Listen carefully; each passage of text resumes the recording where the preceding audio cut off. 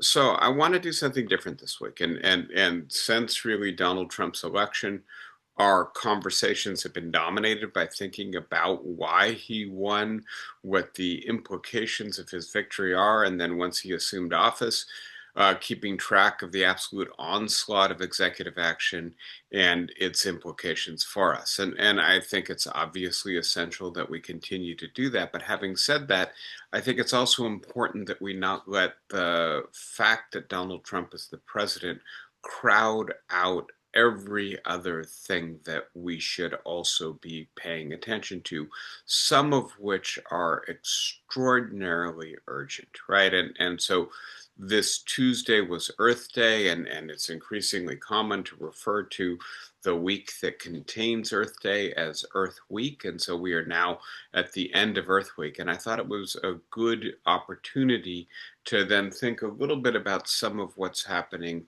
in terms of climate change. And I will speak just a tiny little bit about some of what the Trump administration is doing. But my focus is really going to be on two other issues. The first is advances in climate science, and here I'm not sure how much this is entirely new or how much this is new to me. I've been teaching a course on climate ethics at Sarah Lawrence, and so I've been coming up to speed not only on some recent writings in climate ethics, but also some recent writings in climate science. And I do think that looking at the way the two evolve in tandem, right? That as our understanding of our impact on the planet progresses, so too does our understanding of our duties and obligations to each other, to the future, and maybe even to various ecosystems, non-human species, etc. That this is a interesting, if you will, dialectic where we begin to understand the science better, and then we begin to understand the consequences of what we're doing a little bit better, and then we begin to think maybe we have some obligations we haven't appreciated, or we need to rethink some of our central ethical concepts in light of our growing knowledge about Earth system science. And so I will say a fair bit more about this as we get into it. And in particular, I'm going to focus on a concept that is relatively new to me, that is owed to Henry Shue, who's a climate ethicist at Cornell and Oxford University. And this is the idea of a date or a moment or an era of last possible opportunity to avoid catastrophe. And I do think that that is one of the things that we may need to reckon with, that this decade that we're now halfway through may be the pivotal decade for avoiding some of the worst or most catastrophic consequences of climate change. And of course, in this country, we don't have presidential leadership that is taking this seriously. How does that influence what we should be doing ethically as well as politically? I have on the board Caspar David Friedrich's Wanderer Above the Sea of Fog, a very famous painting from the early Romantic period in Germany. And there's a wonderful retrospective of his work on exhibit at the Metropolitan Museum in New York right now that I've been lucky enough to be able to go to a couple times. This is the best known of Friedrich's work. And I think one of the things that maybe you miss until you see all of the work together is that Friedrich tends to put his human subjects facing nature and not facing the person who is taking in the painting, right? And so many of his paintings, you don't actually see the face of the person being portrayed. And I think that's to emphasize the human relationship to nature. And so Friedrich's art represents a moment in the evolution of human relations to nature. The idea that in the Romantic era, we came to understand the otherness, the alterity, as it's sometimes called, of nature, and to use that both as a meditative space, as a space to begin to think about that which we don't understand, that which puts us in a position of awe at the sublimity of something that is so much more powerful, so much larger, so much more well, that obeys its own logic and doesn't obey our ways of thinking or doing things. And that one of the things that I'm trying to call our attention to is the way in which, as our conception of nature changes, so too do our conceptions of self and of our ethical duties. So that's where I'm going, but I can't help myself. I'm going to detour for a moment into some of the contemporary feedback we're getting about what's happening with the popular reception, with the view of ordinary Americans of Donald Trump's presidency. And as you may have seen, a variety of opinion polls have really come into focus in the last week. And I start with, as I like to, an average of a lot of different polls. So this is the Adams Silver polling average. And one of the good things about it is that he not only combines a whole bunch of surveys, but weights them according to how reliable they've been in the past. And as you can see, there's been a remarkable change over the first 100 days of Donald Trump's presidency. He started out with considerable political capital, as we like to say, with a high favorability rating. And that very quickly shifted into something of a split verdict on his first month or so in office. But now it appears that it's really opening up into a quite strong disapproval rating, and that this is happening more quickly than it's happened for most recent precedents. The only president who's had a similar collapse in his approval occur so quickly in his first 100 days, of course, is Donald Trump in his first term in office. But the idea that essentially nearly 8% gap between those who disapprove and those who approve of him indicates that what he's doing is not in fact popular. And then the recently released Times Siena poll shows that when you ask Americans which term best describes Donald Trump, chaotic and scary top the list. Exciting is below that, right? And just note, right, that if we break this down a little bit, if we look at the people who have supported Donald Trump up until his election, the people who assembled the coalition that actually got him the presidency, you can break them into two different groups, right? One of them is the MAGA voters, right? The voters who really do believe that America is in a period of sustained decline, that this represents an emergency, and that the only person who has really clearly articulated the idea that we are declining and that we need to take extraordinary steps in order to retrieve our greatness is Donald Trump. And these are people who probably there's very little that Donald Trump could do to alienate. So they remain generally supportive of the president, but then there's every other member of his coalition, the people without whom he couldn't have won the presidency. And for those voters, he is losing considerable support on immigration, but especially on inflation, prices, jobs in the economy, and overall, right? And so just to look at this a little bit more closely, I'm suggesting that it's the radicalness of Trump's agenda, the reckless pace with which he's pursued it, right? The rollout of the tariffs without any real thought about whether the numbers he was proposing were rational, were going to be in any way persuasive to the countries who were the targets of the tariffs, and then also the lawless execution, right? You may have seen it appears that a 2-year-old U.S. citizen was deported yesterday, right, along with the mother of the child, and the idea that there was no due process, right, that there was no opportunity for a judge, for instance, to ask the father if he consented to the deportation of his child, that this is striking many Americans as not the way we want our president to act. We can get a little bit more into the details. Um, So, right, when we look at the disapproval, right, overall, right, the Times Siena poll finds stronger disapproval than Nate Silver's average, a 12% disapproval rating.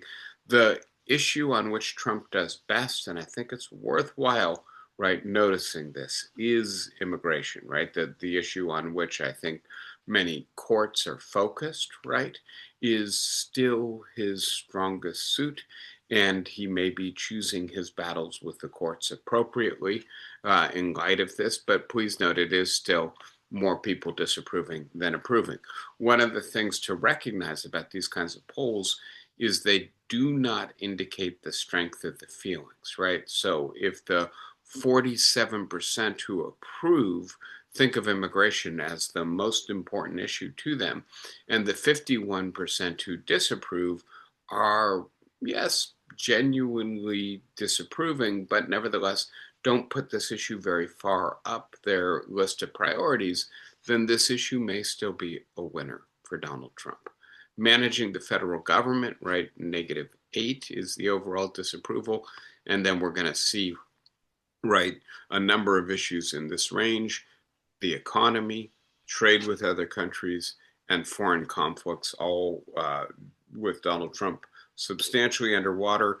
And then two issues on which he is sharply disapproved of: the war between Russia and the Ukraine. And please note, right, that over the last few days after this poll was conducted, the United States released a peace plan that involves essentially acceding to most of Russia's demands and meeting very few of the Ukrainian demands. That as this peace plan was being introduced, of course, bombs were falling on Kyiv from Russia, and so some pretty good indication that this number might have gone up higher had this poll been conducted a few days later. And then the case involving Kilmar Abrego Garcia, right? And it's interesting to me, obviously more people are not quite sure what to make out their opinion is on that case, but this single individual, right?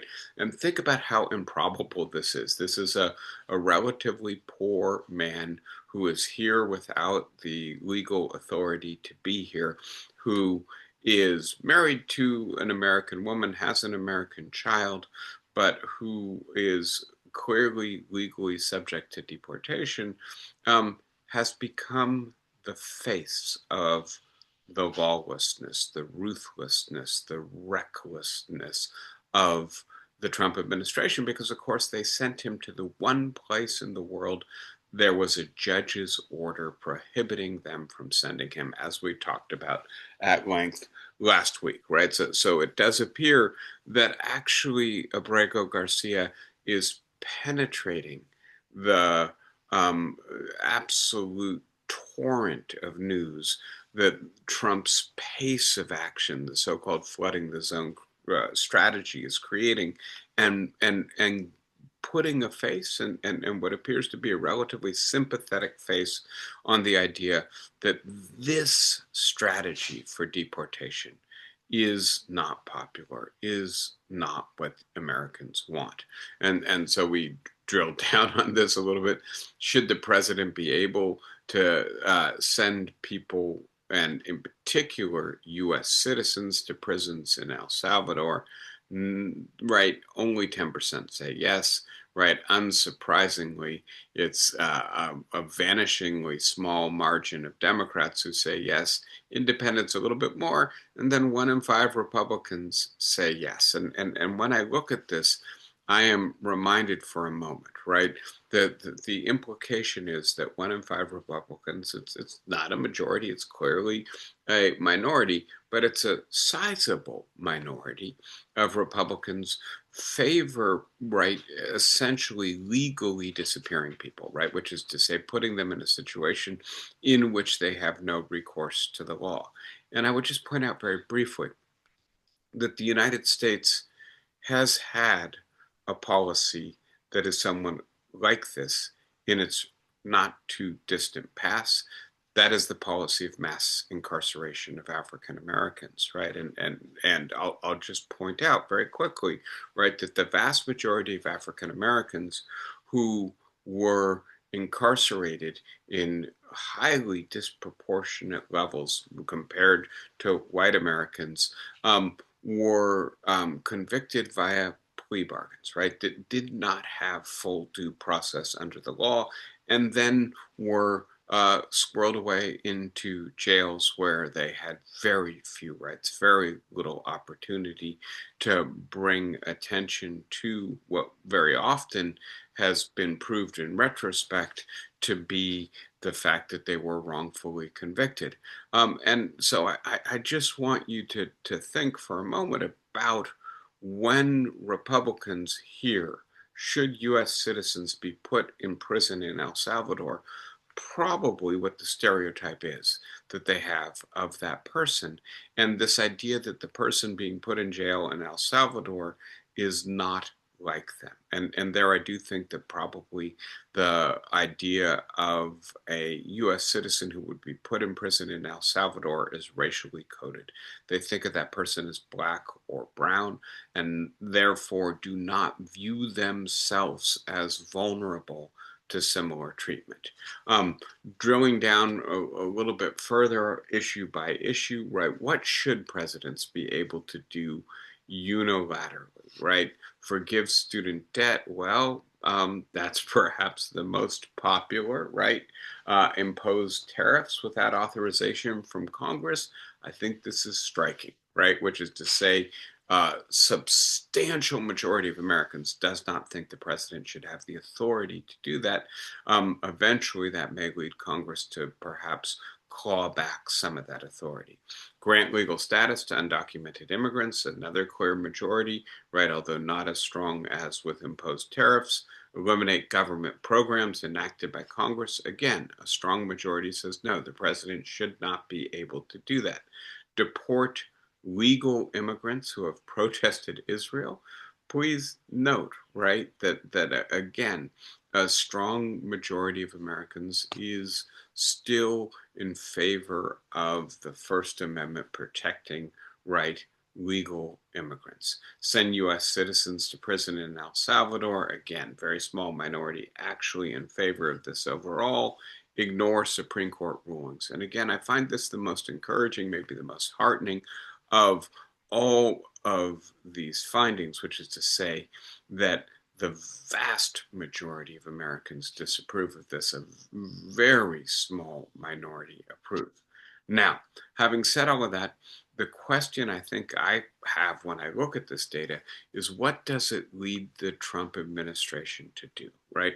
Does it lead them to say, oh my goodness, we had all this political capital. We squandered it really quickly by doing this unpopular stuff. And we need to, if not change course, at least slow down and maybe stop doing some of the most unpopular stuff.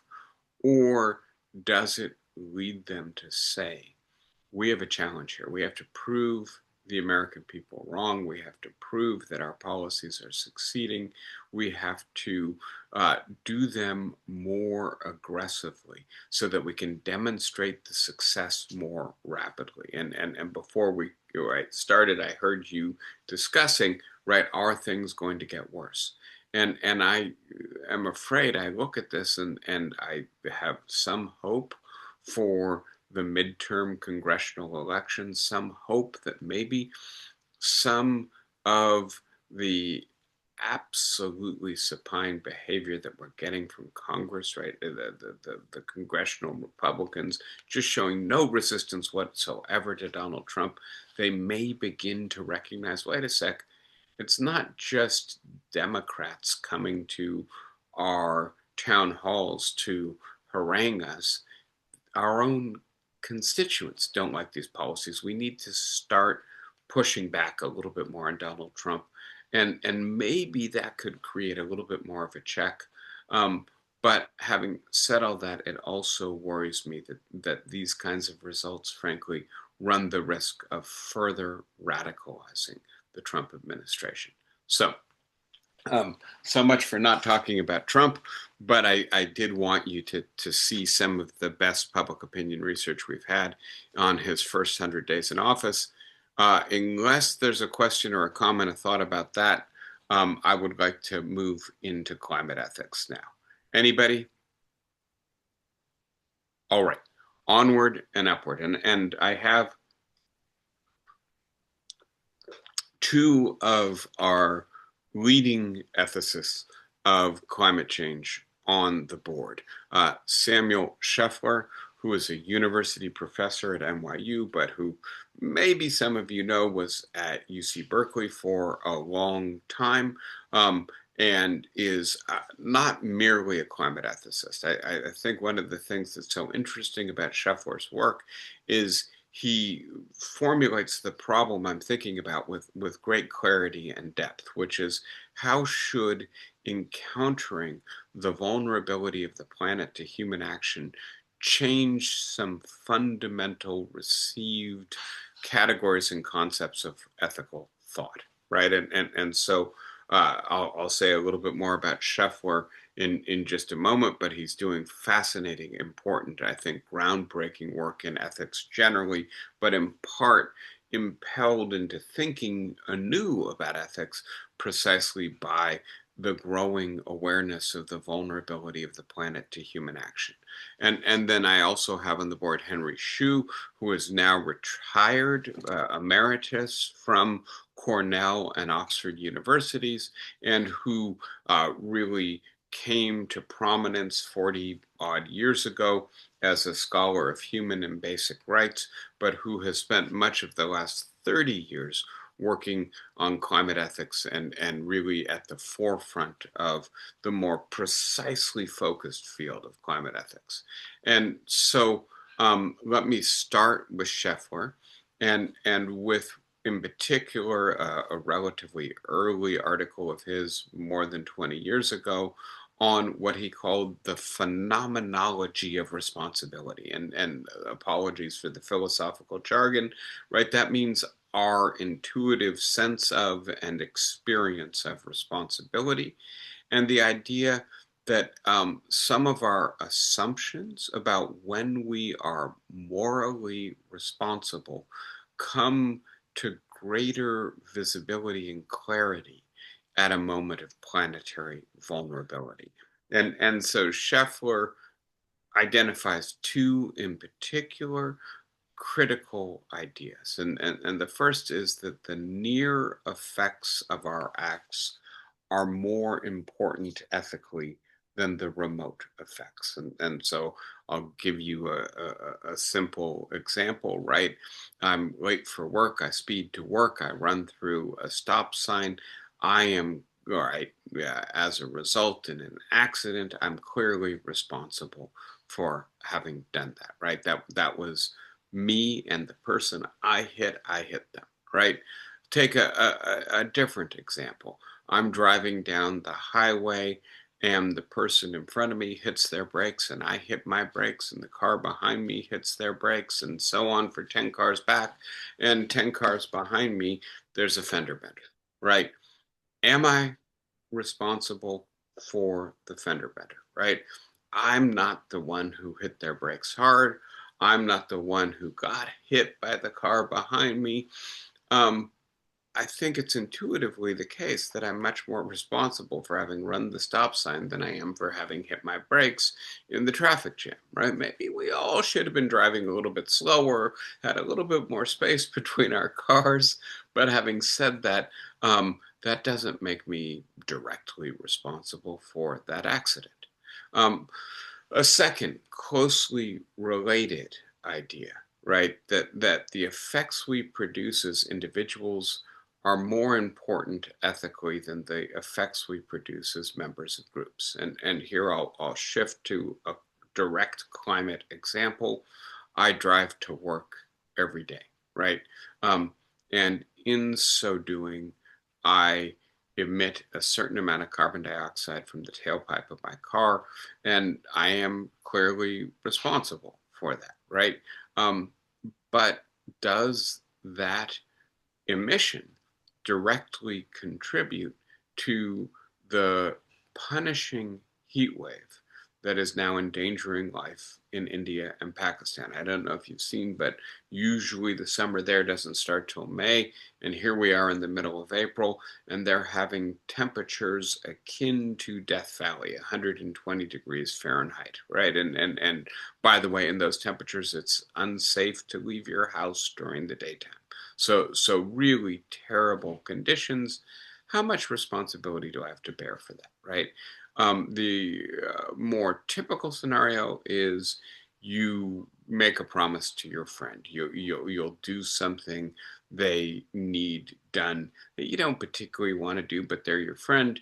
And then some opportunity comes up, and you have, right, something much more attractive to do, and you do the thing that's much more attractive to you. And then, your friend says, "How could you do that? You promised." You are in the wrong, right? And you did it as an individual. You made the promise. Once you made the promise, you obligated yourself to keep the promise. And then for no good reason, you broke the promise, right? So aren't we more responsible for those things we do individually than those things, right, that I'm one of 100 million people doing?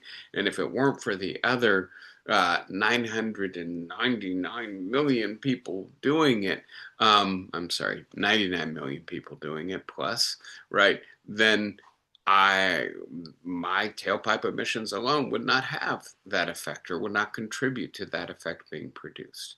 And Scheffler suggests that, frankly, in the age of planetary vulnerability, this is no longer good intuition, right? That in ways that we are increasingly growing to appreciate, we contribute to the melting of a glacier that allows an ice sheet to melt. I'll get into the details in a minute. That's going to cause a remote effect, right? People in Micronesia and Polynesia are not going to be able to continue to live in their low-lying island nations. The seawater is going to inundate those nations. They're going to have to leave.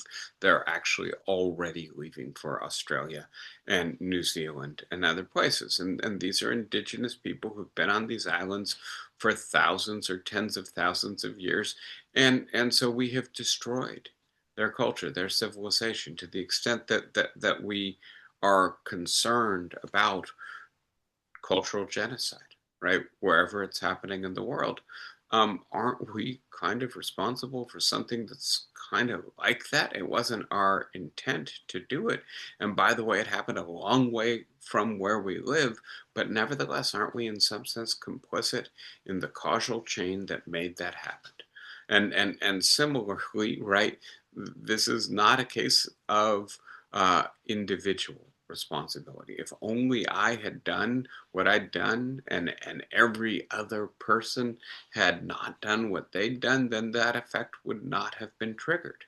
But that means the responsibility is diffuse, but perhaps no less important, given the magnitude of the harm caused, and given the clear understanding that we now have that individually we are parts of groups that are producing these effects that we should be concerned about.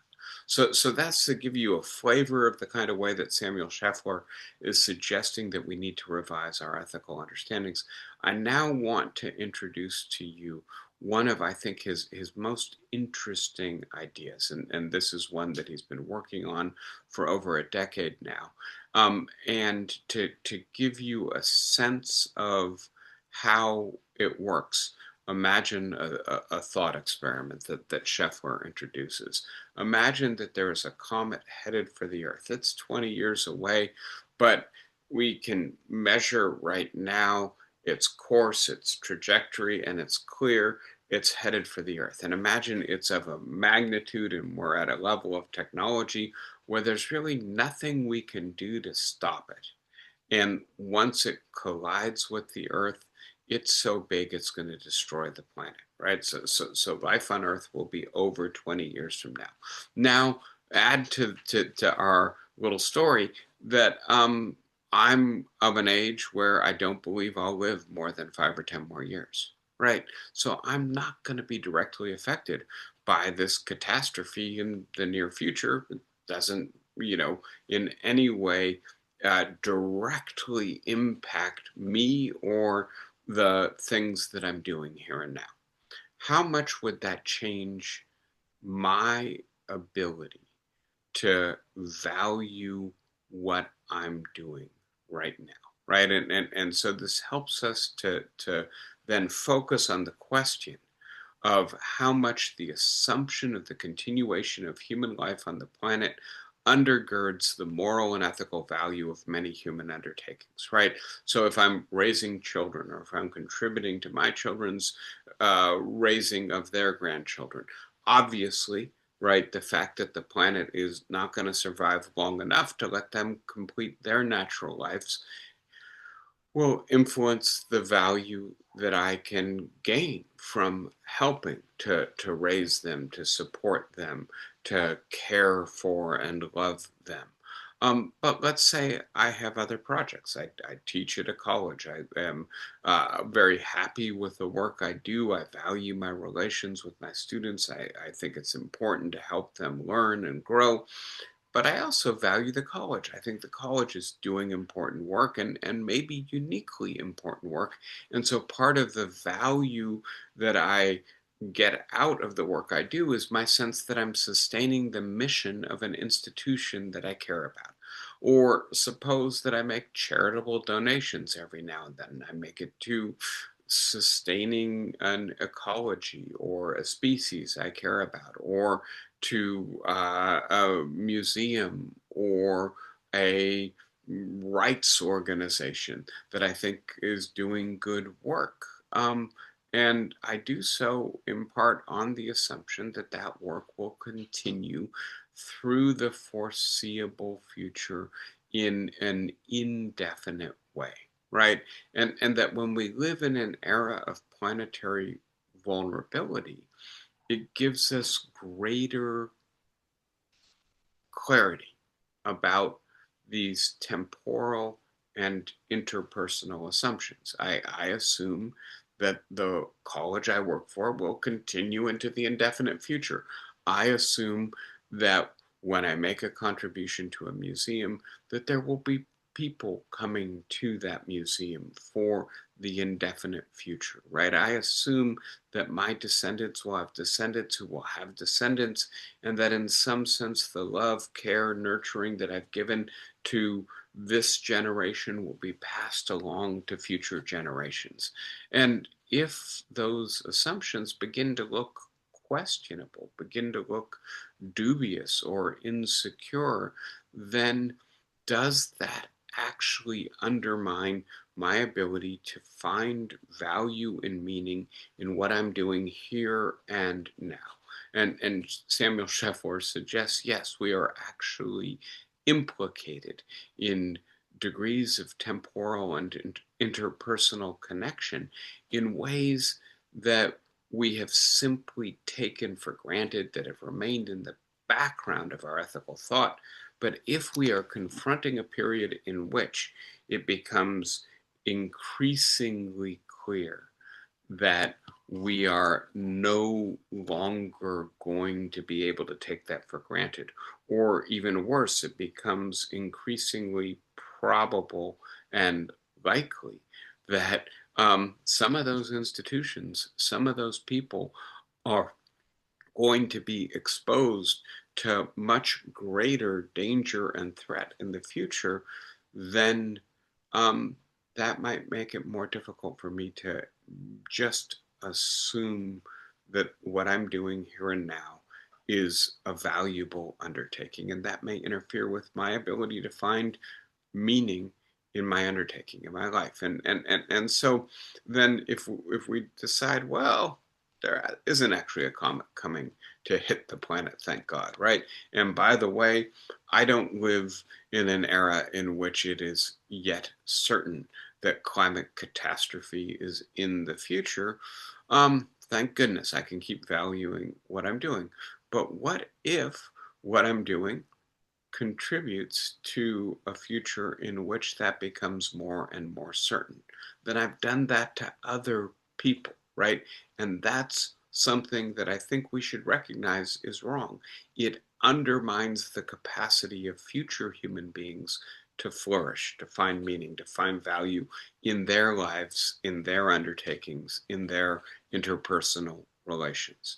And so that's one of the just ideas I wanted to introduce at the outset, to introduce that there is important ethical work being done that is new and that helps us to see some of the implicit and poorly understood assumptions in ethical thought that are coming to greater clarity because of climate change. Henry Shu's work is different from Samuel Scheffler's in that he is really one of the first ethicists who said, look, we know. And by the way, I'll just reiterate something I've said to you before.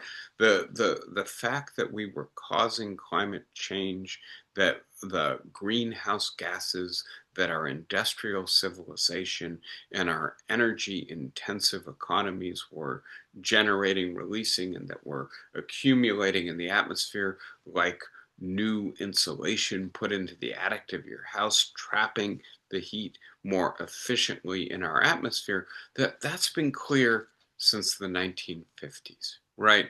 And so it's not like we should be surprised by what's happening on the planet now or what will continue to intensify over the coming decades.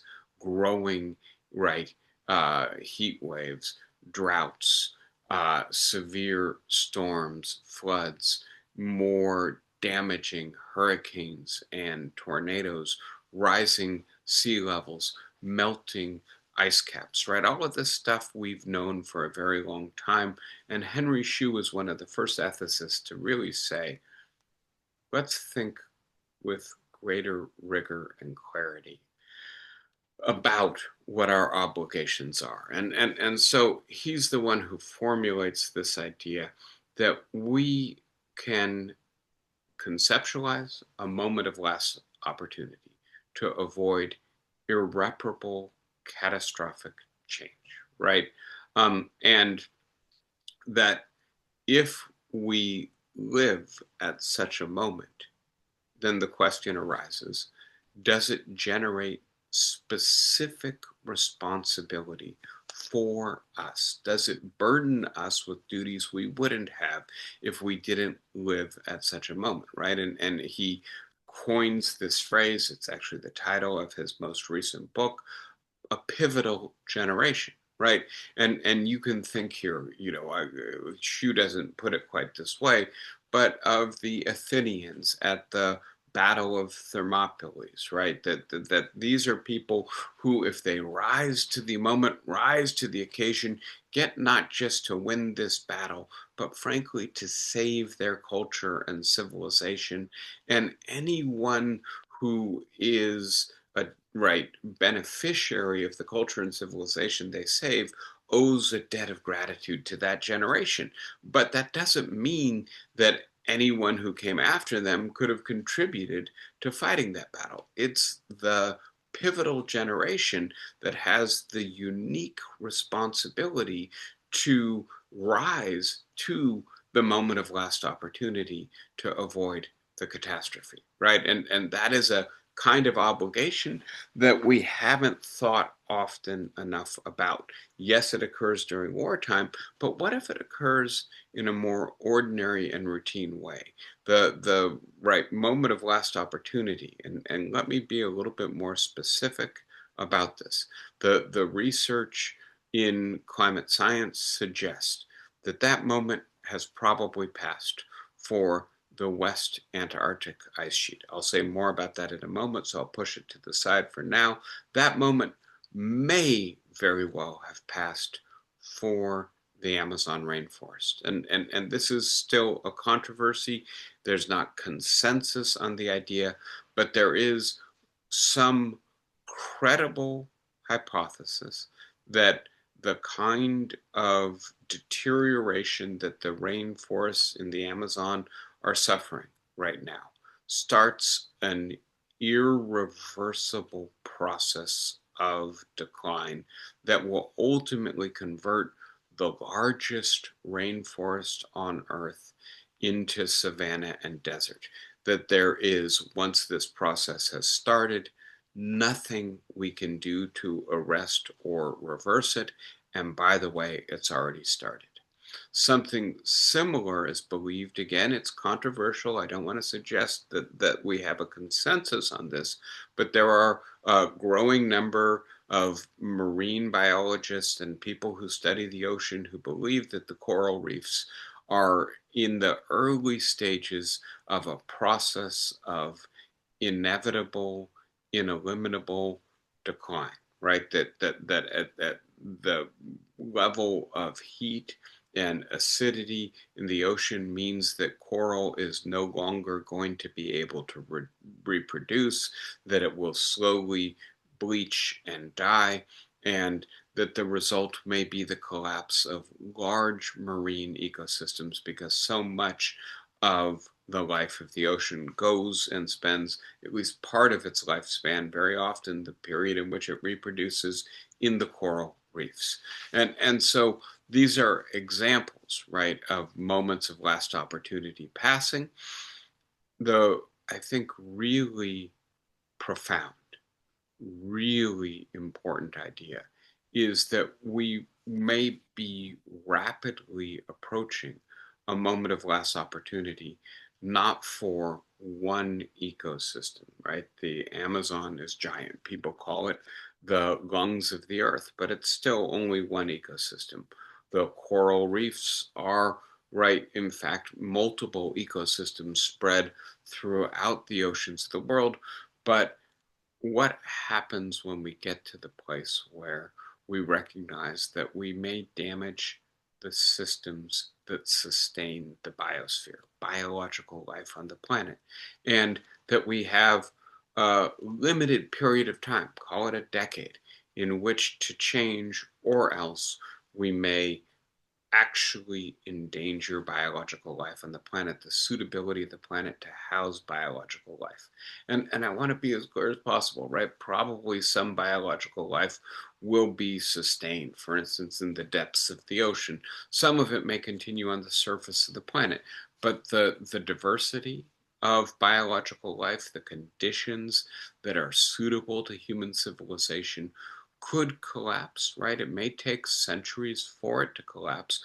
But again, just as with the Amazon and the coral reef, we may hit tipping points, right?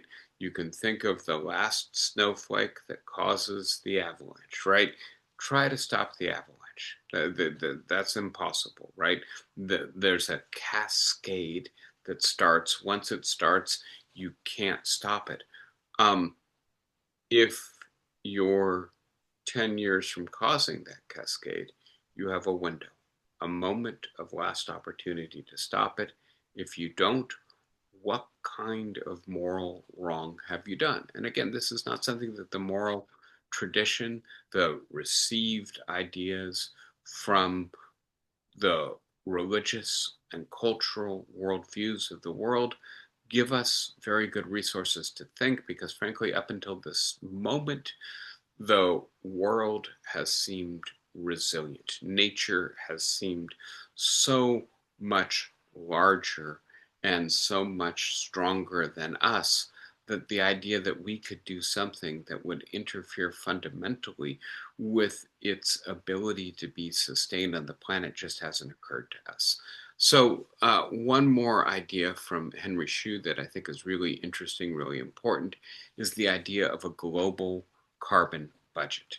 And so here the idea is, right, if what really triggers the catastrophic change is an increase in temperature on the surface of the planet that also penetrates the oceans, and we can quantify that increase in temperature, right? Call it 1.7 degrees Celsius just for shorthand. Maybe it's somewhere between 1.5 and 2, maybe especially if we get over 2, it's truly catastrophic. And then note that we can probably quantify, we're getting better and better at quantifying what concentration of carbon and other greenhouse gases in the atmosphere would cause that level of heating, right? And then we can think through. We are at 420 odd parts per million carbon in the stratosphere right now. And if we get over 460 parts per million, I'm not being precise, I'm just using those numbers to illustrate, then we're going to inevitably get that level of climate change. And what that means, right, we can be clear about this, is each additional, right, carbon emission that I'm responsible for will limit somebody's capacity to emit in the future without causing catastrophic consequences.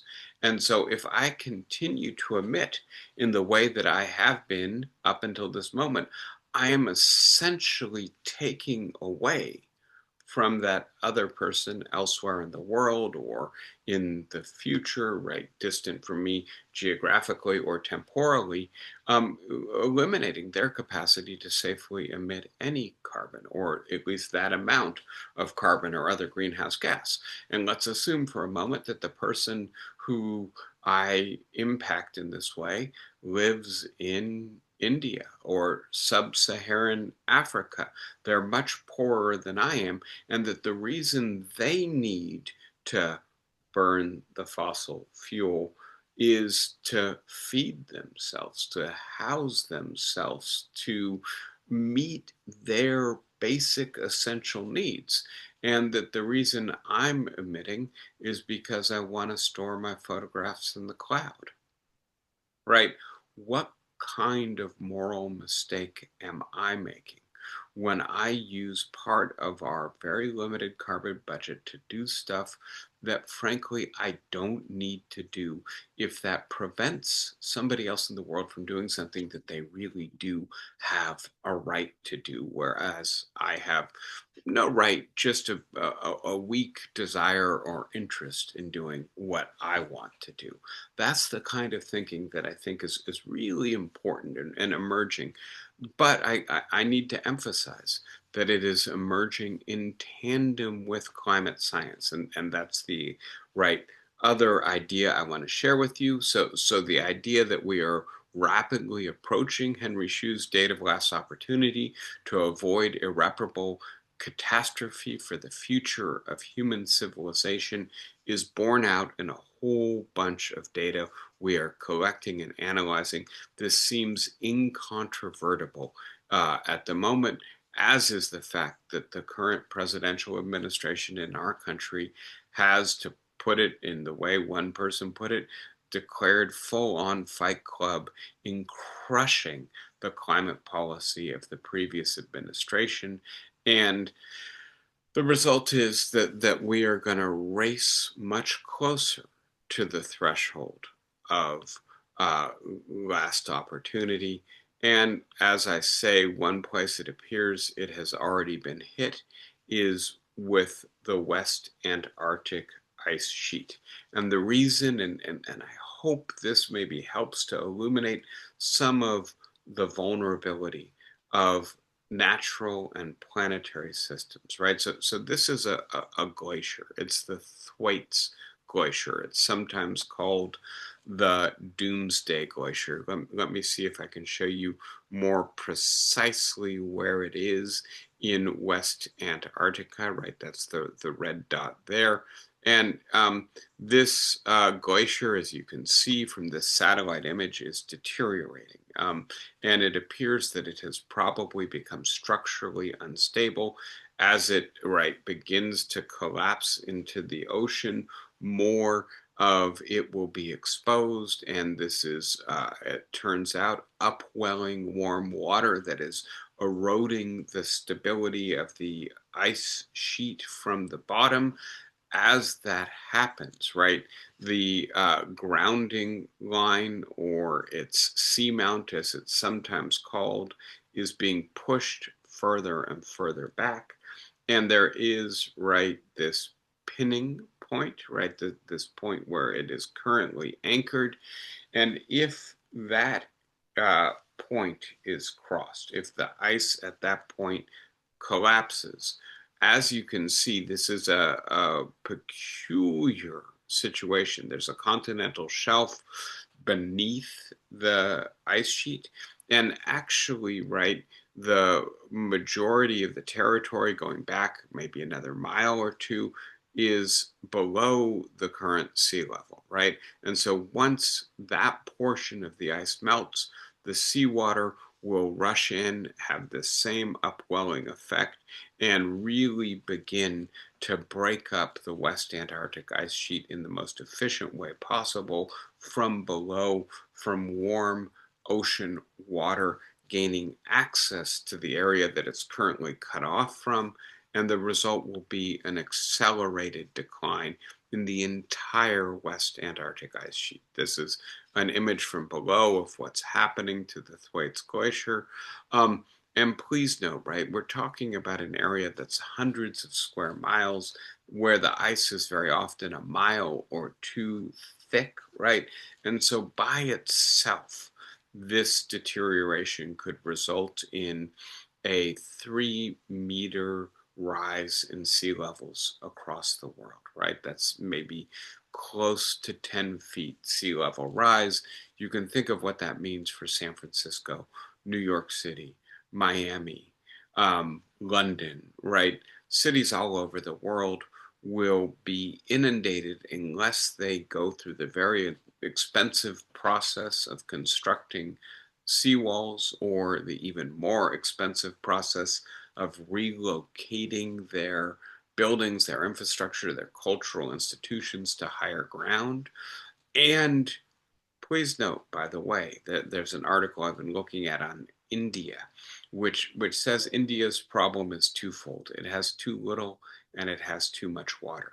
It has too little potable water to sustain its population if temperatures continue to increase as they are right now, and it has too much low elevation coast and too many people living in coastal cities.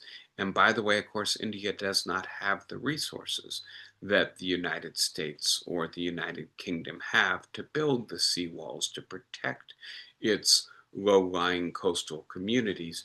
And so the likelihood is that what I've done driving to work every day for 25 years is going to impact, right, people who cannot protect themselves from the sea level rise is in part my responsibility, right?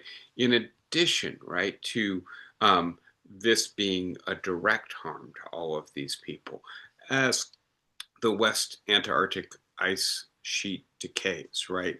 And it might take a couple hundred years. This is not going to happen quickly, but once the Thwaites Glacier is gone, and it appears to be irreparably damaged already, so that the decay is inevitable, once it's gone, then the rest of the West Antarctic ice sheet is going to slowly decay. We've already passed the moment of last opportunity to stop this.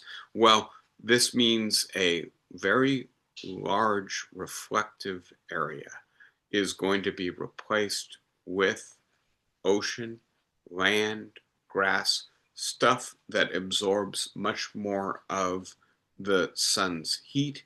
And so a self-reinforcing process is going to be started. And by the way, this is not just happening in West Antarctica. This is happening all over the world.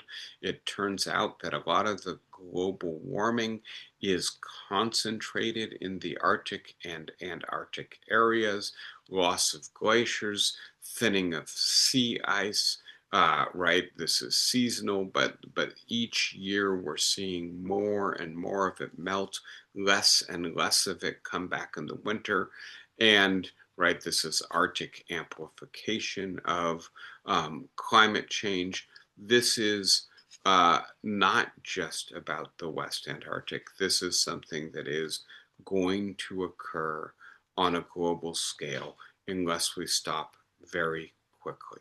So the cumulative effects of this are going to be very expensive to deal with in terms of the cost, but not just that. They're going to be very expensive in terms of coastal megacities, particularly in the global south, small island developing states, major deltas that are going to be inundated with salt water where the water is currently brackish, and that will fundamentally alter the ecosystems, probably accelerate the great extinction already taking place.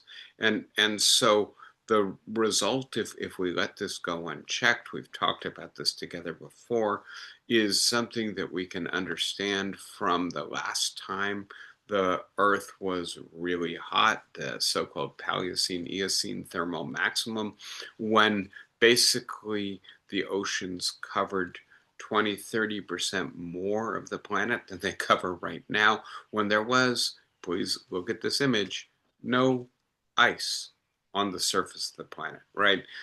These, I think, very interesting artists from Santa Cruz, Helen and Newton Harrison, no longer with us, but they did this project to try to see, well, for instance, what happens to Europe with this level of climate change?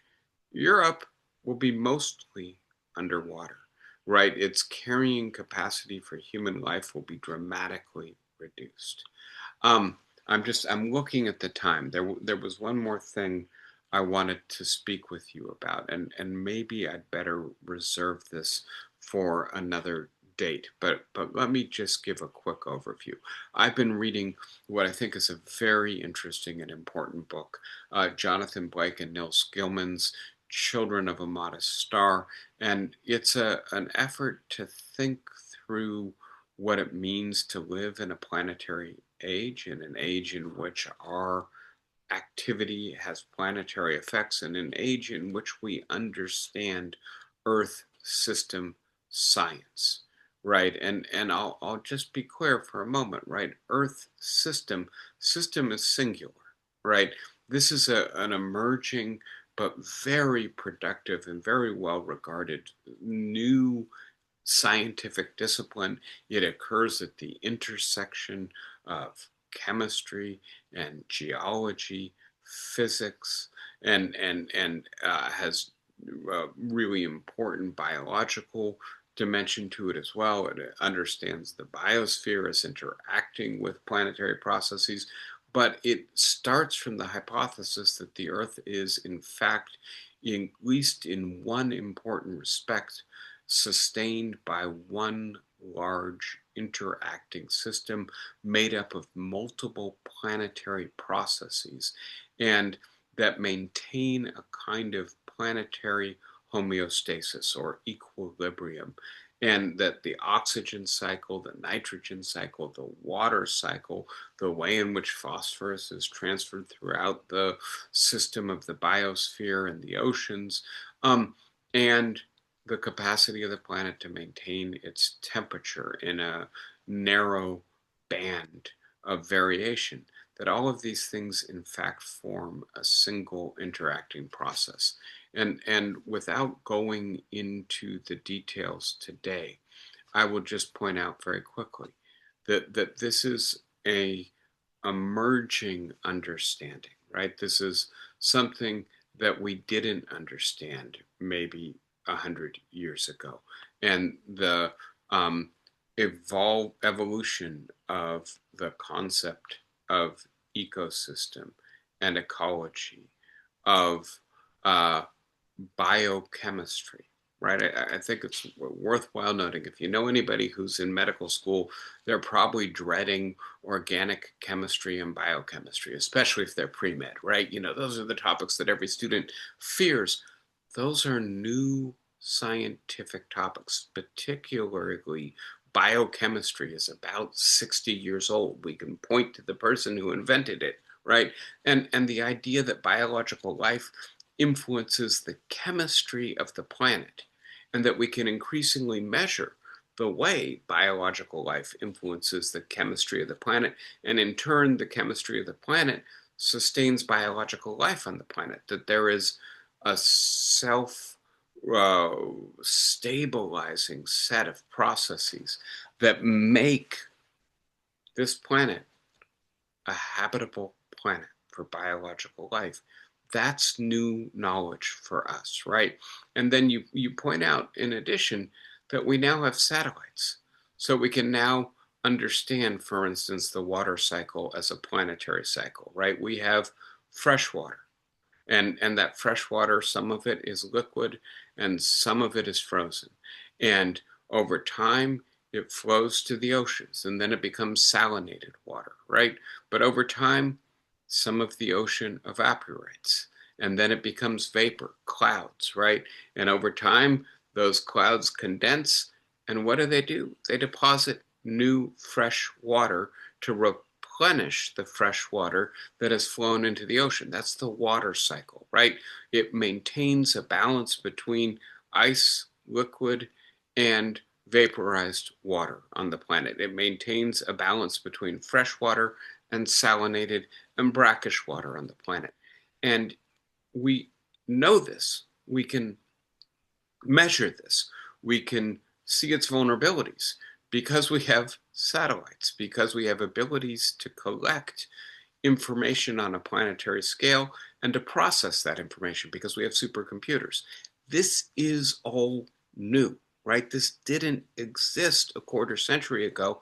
And by the way, when we have new knowledge, sometimes it creates new obligations, new duties, right? Because if we now understand that actually the processes that sustain biological life on the planet are incredibly complex and somewhat resilient, but also somewhat fragile, right?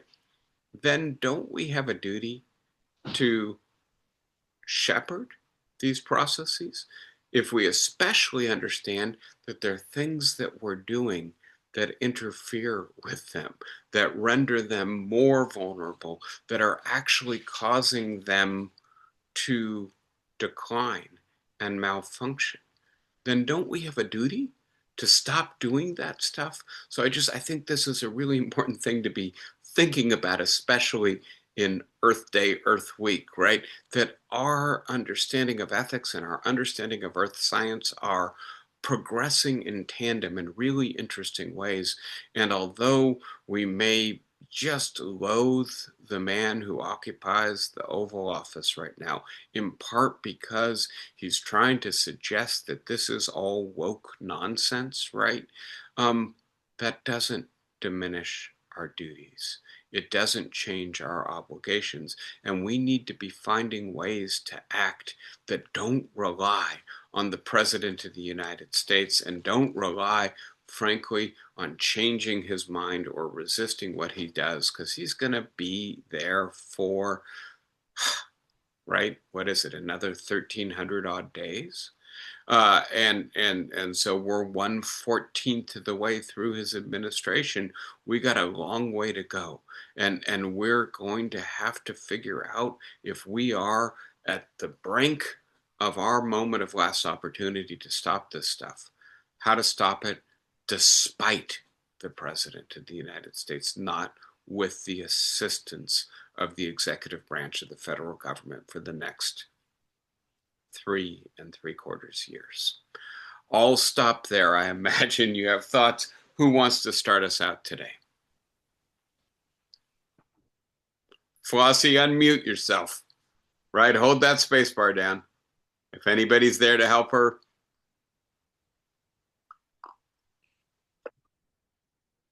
I'm not hearing you yet, Flossie. I'll let you know when we're able to hear you, okay? There should be a microphone icon. You probably know everything I'm saying, or just hold the space bar down, but you got to keep it down. I think there you go. You got it. Go ahead. Up, no, you let go. Whatever you did, got it, and now it's gone. Can't hear you, Flossie. Yes. You got it. Thank you.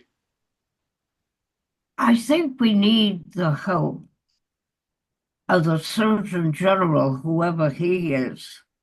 He has to declare Mr. Trump as insane, It's not that he's foolish or stupid. He's crazy. He's sick. He's a sadist. He's a Marquis de Sade. He is a sick, sick, and disgusting man. And the kindest thing we could do is to put him away in a little cottage by the sea and let him listen to the ocean. So, there is the 25th Amendment to the Constitution, right? Which indicates that the majority of the president's cabinet can declare him unfit and remove him from office. By the way, I think the likelihood of that happening, is less likely than our ability to bypass the president and do the things we need to do at the state level, at the local level, through individual action on climate change, right? And by the way, that's really, really hard, right? And so I'm just going to add, Flossie, and I don't mean to be a downer or a pessimist, but I do think we need to be realistic. Was it not obvious 6 months ago that Donald Trump has the attributes that you are pointing to, right? And yes, 6 months ago he was just a candidate on the trail, speaking to big rallies, rambling and talking about sharks and electric motors on boats, and maybe it was a little easier to diminish the amount of damage that somebody with whatever the personality attributes are that he has or the mental deficiencies that he has are than when he's president of the United States. But please note that the majority of Americans still voted for him, right? With, I think, fairly clear evidence that he had these attributes, right? And by the way, the majority of Americans now don't like what he's doing. And maybe you can just say, well, the majority of Americans should have thought a little bit better, a little bit clearer about what it would be like to have this man as president. And by the way, we can't let the Democratic Party off scot-free here, right? We had Joe Biden clinging to the right hope that he might be reelected long past the moment where there was any real grounds to believe that that was a genuine possibility. And then we had right a handoff of the nomination without any Democratic input into it. And so the Democrats, are partially responsible for the fact that Donald Trump is the president, despite the fact that we didn't vote for him. All of that to say, Donald Trump is the kind of malfunction that electoral democracy occasionally produces. Um, and I think, he is a terrible president doing awful and immoral things who threatens the very future of human civilization on the planet. But having said that, I'm not going to therefore say I'd rather live in China, right? What we've got to figure out how to do is to get ourselves organized enough to resist the kind of malfunction that occasionally happens in democracy. And as opposed to hoping for Donald Trump to be right taken out of office, and by the way, then we have JD Vance, right, who might be even worse. So that we need to be realistic about the things we can do and the things we can't do, and the means to accomplishing what we can hope to do. And that involves not thinking about carting the president away to his seaside cottage, call it Mar-a-Lago, but instead thinking about what we need to do here and now to prevent the irreversible decline of the systems on which biological life on the planet depends while Donald Trump is president, not after he's out of the Oval Office. I'm sorry, but I think that is the honest reckoning we need to do on the basis of the stuff I'm reading and the science and the ethical philosophy that I'm looking at. I think we have to act as if the moment of last opportunity may be during the Trump presidency. And so we're going to have to figure out how to do this despite Donald Trump, not by waiting him out. All right. Mhm. Go Sandy, ahead. Yeah. no. Yes. Hi. Cindy, Hi, Sam. what do we do exactly then? I mean, can we as individuals do? I mean, this is very frightening and terrifying. So I'll say two things, Sandy. The first is um, you can go online right now and look at your carbon footprint, right? And you can start doing things to reduce your carbon footprint. So, one of the really simple things, eat less beef, right? Some people talk about VB6, right? Be a vegetarian before six, right? Only eat meat at your dinner. Other people talk about have beef no more than once a week, right? And have other forms of meat no more than 4 or 5 times a week, right? I think you guys are organized there, but be attentive to food waste, right? Don't uh, buy more food. Try to keep the people who feed you from buying more food than you're actually going to eat. Try to be sure, I think it's easier where you are than where I am, that the food that is wasted is actually composted, right? And then, drive less, consume less, figure out how to consume efficiently. Is it shopping at the local store where maybe you can carpool or walk or roll your wheelchair there and back, or is it ordering from Amazon? Right. And I don't want to say that ordering from Amazon is always bad for the environment. But boy, the ease with which we do it, the people I teach at the college who order from Amazon twice a day, Mm. right? And then their trucks rolling up to their dorms 100 times a day, right? That is not environmentally sustainable. And by the way, there's a pretty good secondhand store right across from where you guys live, right? I hope it's still there.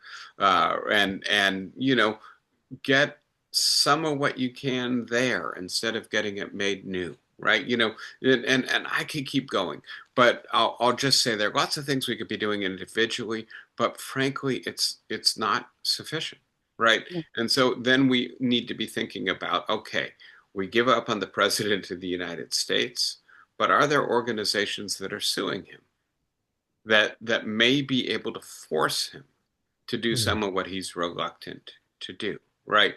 Do those organizations need our funding? Are we in a position to maybe contribute a little bit to them?